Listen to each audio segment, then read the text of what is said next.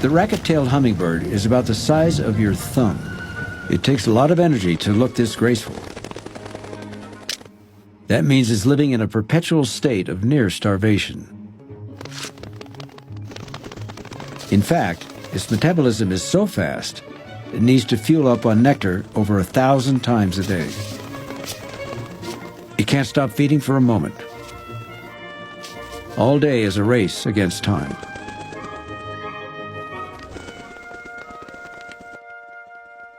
The racket-tail isn't the only one hunting for nectar in the forest flowers. Bees are too, and they don't like to share. A single bee sting close to the bird's heart could be fatal.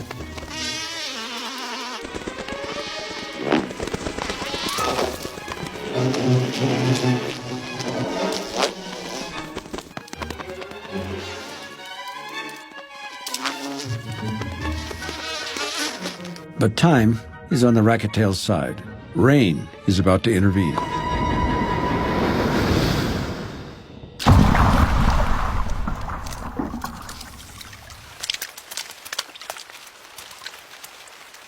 A raindrop as big as its head may not be much fun for a hummingbird, but it's altogether too much for a bee.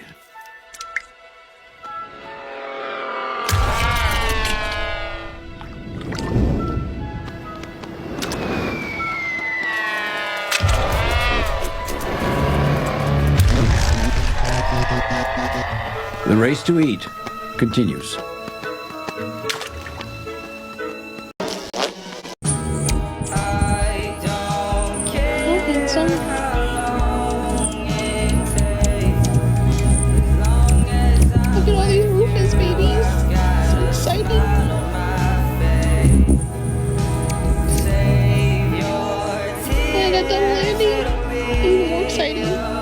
So happy.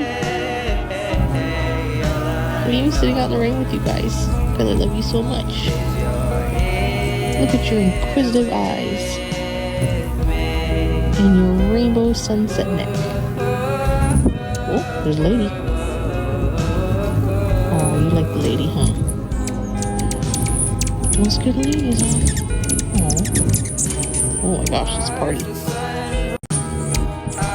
Alright, I'm sharing my super secret hummingbird recipe, and I hope my neighbors don't see because I stole all their hummingbirds.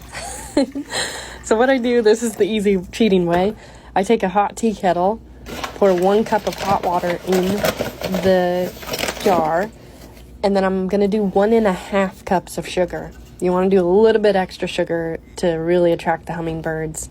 So it's 1.5 cups of sugar, and then I'm going to fill that dish until it's 4 cups, so it's probably a little bit over 1.5 to 4 ratio. Normally the ratio is 1 to 4. So dissolve that sugar, stir it up till it's dissolved, and then pour cold purified water in. It has to be purified. There's too much junk in water, and we're on well water. It's too much. It has too much metals in it. So now cleaning the hummingbird feeder. You don't want to feed them gross stuff. I throw my feeders away at the end of every season and get new stuff. And then don't forget about the ant motes. It's easy to forget that little dish on the top. You need to put water in it so the ants don't get down into your hummingbird feeder and make it really gross.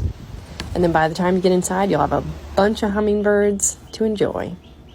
Want to attract hummingbirds to your yard? Let me show you how to do it.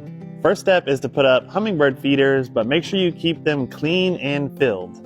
But in addition to that, you also should be planting plants that attract the hummingbirds, because while you may forget to refill your hummingbird feeders, these plants are always working and filling themselves up with nectar and being attractive to bring the hummingbirds into your yard. But which plants do you plant? Let me show you.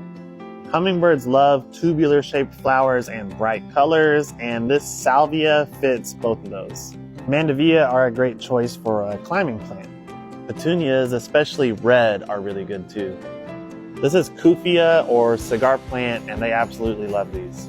Perk's cap are amazing as well. Cannas are awesome. Calibrachoa.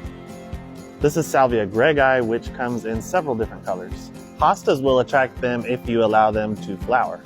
Both lantana and agastache come in a variety of colors that the hummingbirds really like. And the same is true for daylilies. This is acanthus, otherwise known as hummingbird bush, so you know that works. zinnias. They really like this cleome and catmint. These dianthus are awesome. They really seem to like yucca blooms, especially this brake lights red yucca. Butterfly bush isn't just for butterflies, the hummingbirds also like it. Coral honeysuckle is awesome. Crossvine and trumpet creeper have very similar flowers, but they are very different plants that the hummingbirds both love. I know that's a lot, but any of those that you can get into your yard will help bring them in, so happy hunting those hummers. Want to attract hummingbirds to your yard? Let me show you how to do it.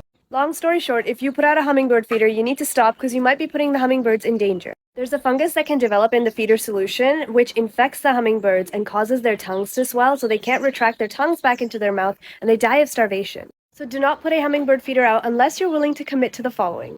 To make the solution, water has to be boiled for 2 minutes and then you have to mix 1 part white sugar to 4 parts water. And it has to be white sugar because this is closest to what they eat in nature. And the solution has to be changed every few days so it doesn't breed any sort of fungus. The feeder itself also has to be cleaned every week. And you gotta make sure you keep this up throughout the winter because the hummingbirds come to rely on it. If you can't commit to this, I recommend you don't put a hummingbird feeder out. Easier solution is to plant hummingbird-friendly flowers, and some of them are really easy to grow, like bee balms and zinnias. Shout out to my friend Alex, because we often put hummingbird feeders out in the summer, and I didn't know that I might be doing more harm than good. Hopefully you could reevaluate as well. Long story short, if you put out a hummingbird feeder, you need to stop because you might be putting the hummingbirds in danger. There's a fungus that can develop in... For the past 4 years, I have been feeding hummingbirds year-round, and never once have I encountered an issue until this morning. As I was ready to change the feed, I noticed that one of our hummingbirds had his tongue frozen onto one of the feeder openings. My boyfriend and I quickly reacted and poured lukewarm water onto the surface to free our little guy.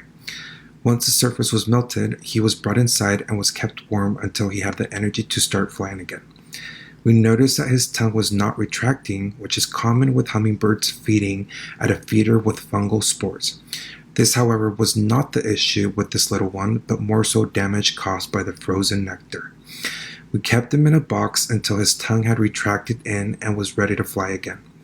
We set him free and watched him grasp onto a branch for a few minutes and then flew away. I wanted the hummingbirds to keep feeding during this cold weather, so I used some hand warmers to prevent the fresh feed from freezing. I taped one onto the bottom and one off to the side. After doing some research, I read that this is common with most feeders in freezing temperatures. It's advised that the feeders are brought inside during the winter to prevent this from happening, or investing in a hummingbird feed heater. I unfortunately had to learn this the hard way and made this video specifically for educational purposes and to spread the word. Our wild hummingbirds are beautiful creatures, and in order to keep them healthy, we must educate ourselves on how to care for them. Here are some additional tips on how you could do your part. 1. Make sure you are feeding with store-bought nectar or strictly using refined white sugar. 2. Never use honey, corn syrup, or raw, unprocessed sugars, as these can become toxic to the birds. And 3. Clean your feeders at least 2 to 3 times a week. This ensures the feeders are sanitized and free from fungi. For the past 4 years,